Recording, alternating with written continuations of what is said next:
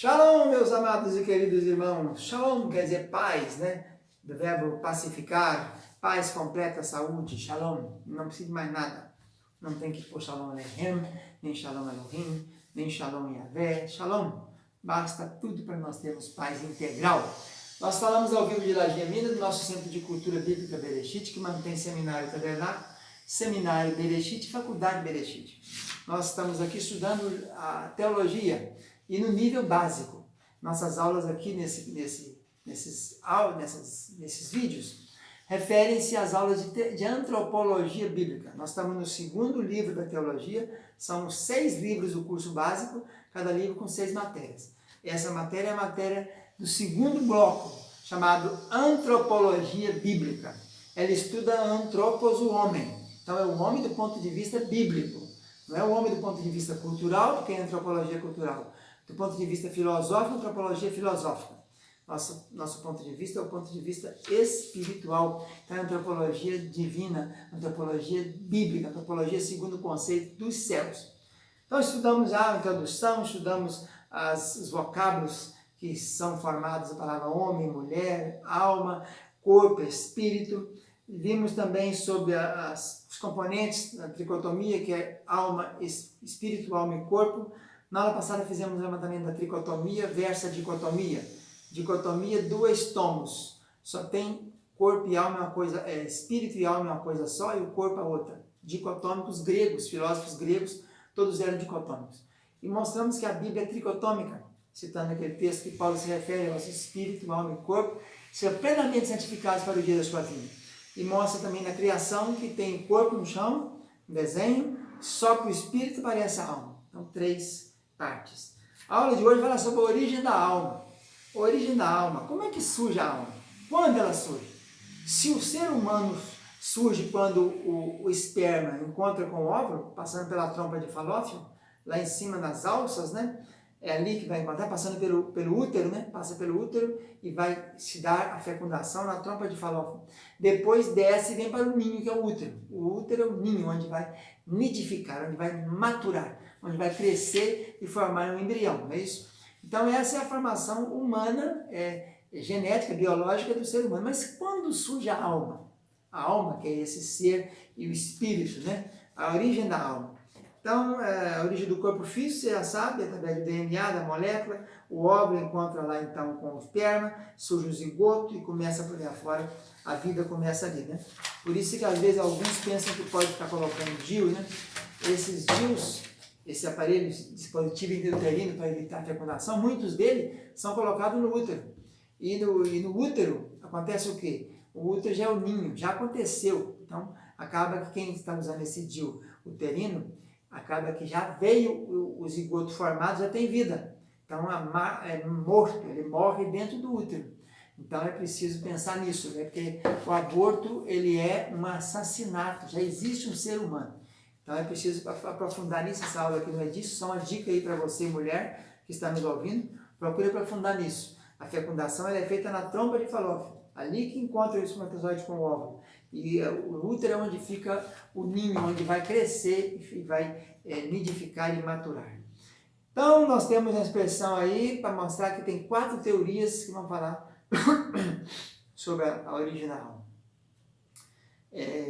Então, temos a pré-existência, que é a primeira teoria, o criacionismo, Deus cria diretamente cada alma, e o traducianismo, cada alma é derivada da alma dos pais. Então, aqui nós vamos verificar cada uma agora. A pré-existência parece mais que o espiritismo, né? Essa teoria, a alma é criada por Deus em tempos passados. Entra no corpo humano em algum momento do desenvolvimento inicial do feto. Ela aparece e vai entrar ali, né? O proponente cristão dessa teoria foi Orígenes, teólogo de Alexandria, que viveu no ano 185, mais ou menos a 250 na era cristã. Ele sustentava que o estado presente da existência que observamos agora é apenas uma etapa da alma humana. Então, a ideia que eles têm é que essa alma já existe. Deus criaria um grande estoque de almas, assim quando ele começou a criação do homem, ele criou todas as almas que ia ter nesse planeta, até o dia que o planeta até o dia que encerrasse as dispensações divinas na face da Terra. Então, todas as almas estariam estocadas e criadas, elas ficavam andando, né? Vem a minha alma aqui, o dia que eu morrer, ela volta para o ninho lá, é um celeiro de almas, um armazém de almas. Depois ela vem, quando vai fazer outro embrião, ela nasce de novo em outro. E vai assim rodando. Então, devido às dificuldades insuperáveis, né, ela baseia-se na noção pagã de que o corpo é inerente mal, e, portanto, uma forma de castigo para a alma. Essa teoria, ela pensa nisso. Que o corpo é mal, então a alma tem que se renovando. Isso é mais espiritismo, né? Não vejo fundamentação nenhuma aqui bíblica para falar dessa teoria aqui, para concretizar essa teoria. A Bíblia nunca mencionou a criação de seres humanos anterior a Adão. Isso aqui dá a entender que existia uma civilização pré-adâmica. Antes do Adão já tinha gente. Isso não tem lugar nenhum na Bíblia. Ou qualquer apostasia da humanidade antes da queda. Né? Alguém dizer que já teve uma queda antes. Alguém fala que Lilith era a mulher do Adão, né? Uma mentirada doida, né? Vou pegar um termo que aparece uma vez só no Novo Testamento, que é Lilith, que é de referência ao demônio, e fizeram que ela seria mulher de Adão antes da Eva. É uma civilização pré-adâmica que não tem fundamentação bíblica. A Bíblia jamais atribui nossa presente condição a alguma causa anterior ao pecado do nosso primeiro pai Adão. Tudo tem referência com Adão. Depois que Adão pecou, é que aconteceram toda essa sequência de fatos. Então a primeira teoria está descartada. Essa teoria de pré-existência, infelizmente, não tem fundamento nenhum. Ou felizmente, né? Teoria do criacionismo. De acordo com essa teoria, cada alma individual deve ser considerada uma criatura imediata de Deus, que deve sua origem a um ato criador direto. A cronologia exata da criação da alma e da sua união com o corpo não é assunto levantado das Escrituras. A Bíblia não apresenta esse detalhe aí, né? O criacionismo é Ambrósio, Jerônimo, Pelágio, Anselmo, Aquino. A maioria dos católicos romanos e reformados acreditam nisso e reforçam as evidências citando textos de Número 16, Eclesiastes 12, Isaías 57, Zacarias 12, Hebreus 12, mostrando a atribuição de Deus, atribui a Deus a criação da alma e do espírito. Tem gente que rejeita essa teoria, argumentando que Deus criou o corpo. Assevera que Deus criou o corpo. A Escritura também assevera que Deus criou. Não hesitamos, porém, em interpretar esses últimos textos como expressões da criação mediata e não imediata. A teoria do criacionismo não leva em conta a tendência inerente das pessoas ao pecado. Né? A teoria seguinte é o traducionismo. Strong, o teólogo, defende aí, citando Tertuliano, um teólogo africano do ano 160, 200 da nossa era, Gregório de Nissa do ano 300, Agostinho do ano 300, comentaram favoravelmente o traducionismo, embora nenhum deles forneça explicação integral, e nem tem também na Bíblia, né? Mas recentemente os reformados luteranos, de modo geral, aceitaram o traducionismo. O termo traducionismo provém do verbo latim traducere, quer dizer, transportar, transferir. Sustenta que a raça humana foi criada imediatamente em Adão, no que diz respeito à alma, como também ao corpo, e que ambos são propagados da parte dele para a geração natural. Mas se o Espírito volta a Deus, se a Bíblia diz que o pau volta à terra como era, e o Espírito a Deus que o deu, né? Então não se falou em alma aí. Em outras palavras, Deus outorgou a Adão e Eva os meios para os quais eles, todos os seres humanos que viriam depois deles, teriam descendente à sua própria imagem, perfazendo assim a totalidade da pessoa material e imaterial. Gênesis fala sobre isso, Gênesis 5. Deus outorgou a Adão e Eva a capacidade de gerar filhos de composição semelhante a deles mesmos. Então se geraram, né? Por exemplo, Adão gerou muitas meninas, e depois ele gerou Caim, que é homem, e Abel, e Sete, e outros mais, filhos e filhas. Então, a hora que gerava, a alma já ia junto. No momento que vira vida, a alma já está agregada ali, né? E, então, temos evidência de que ele herdou dos pais, ao ser concebido, uma alma com tendência ao pecado. Finalmente, em Atos 17, 26, Paulo declara: Deus, de uma só vez, fez toda a geração dos homens. Subentende que tudo aqui está incluído também, né, a alma. Então, o aborto, em qualquer etapa do desenvolvimento do zigoto, do embrião ou do feto, é assassinato. Isso nós cremos, é isso. A vida começa lá na trompa de Falópio, quando encontra o espermatozoide com o óvulo. A partir dali já é vida. Quando desce para o útero, já tem 3, 4 dias que já se tem vida. Então, se aplicar a pílula do dia seguinte, aborto, e se usar DIU, que está intrauterino, vai ter um assassinato. Matou-se uma vida.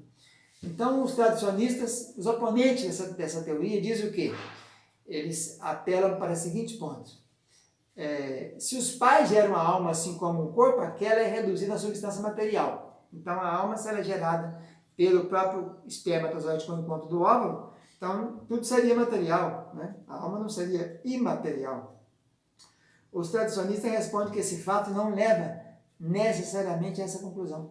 A própria Bíblia não demonstra com exatidão o processo de procriação da alma, não tem. É sempre ficar com o Deuteronômio, né? 29.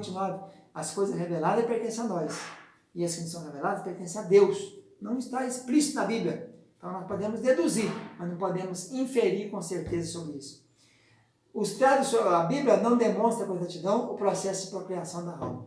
Os mesmos oponentes argumentam também que o traducionismo estaria afirmando que Cristo participou da natureza pecaminosa a nascer de Maria. Né? Mas isso aí é claro de entender, porque Maria não tinha nada de espermatozoide com óvulo. Maria foi direto para o útero, não teve espermatozoide. Né? Jesus já veio em formato de feto, né? Embrião, e colocou no útero. Né? Foi colocado ali para maturar, para nidificar. Então não teve nenhum momento que encontrou o espermatozoide de José com Maria, aí gerou os meninos depois. Ele tinha outros irmãos, né? Tinha Tiago, tinha Judas, José, eram irmãos de Jesus. Esses tinham espermatozoide de José e óvulo de Maria, mas Jesus não. Já foi concebido da eternidade e colocado no ninho, no útero direto.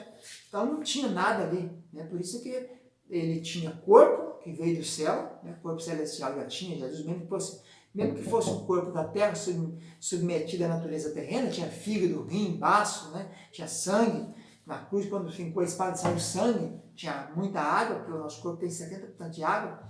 Mas o Espírito Santo santificou Jesus, como recebeu da parte de Maria, como a sustentação que ele teve. Então, Jesus não se aplica a isso aqui, porque foi completamente miraculoso, né? A sua história é miraculosa, né?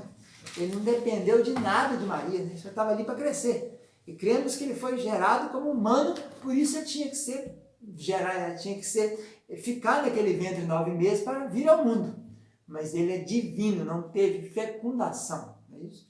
Então essas teorias foram apresentadas aí, mas o certo é que a Bíblia não mostra isso claramente, não está explícito quando aparece. Então temos que ficar com a Bíblia e não com as teorias. Fica na paz, tchau, tchau.